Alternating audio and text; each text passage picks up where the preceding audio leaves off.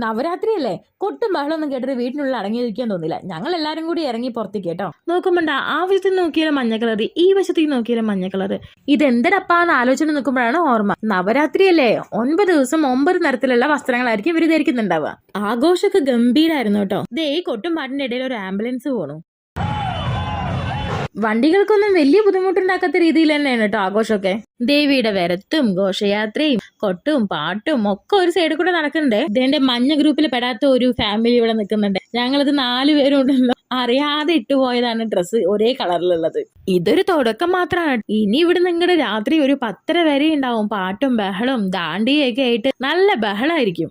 ഈ വീഡിയോ ശരിക്കും ഇന്നലെ വരേണ്ടതായിരുന്നു കേട്ടോ. നിർഭാഗ്യവശാൽ എന്റെ ഫോണിന്റെ ഡിസ്പ്ലേ കുറച്ച് ദിവസമായിട്ട് പല്ല ആടി കളിക്കുന്ന പോലെ ആടി കളിച്ചോണ്ടിരിക്കുകയായിരുന്നു. രാത്രി കിടന്ന ശേഷം എലി ചുരണ്ട ശബ്ദം കൂടി ഞാൻ തിരിഞ്ഞു നോക്കിയത് എലിയല്ലായിരുന്നു, എന്റെ മകളായിരുന്നു. സാധനമൊക്കെ അവളുടെ കയ്യിൽ സുരക്ഷിതമായിട്ട് തന്നെ ഉണ്ടായിരുന്നു. ഒരു കയ്യിൽ ഡിസ്പ്ലേ, ഒരു കയ്യിൽ ഫോണും മാത്രം. ഫോണൊക്കെ ശരിയാക്കി ഇതപ്പോ കയ്യിൽ കിട്ടിയുള്ളൂ.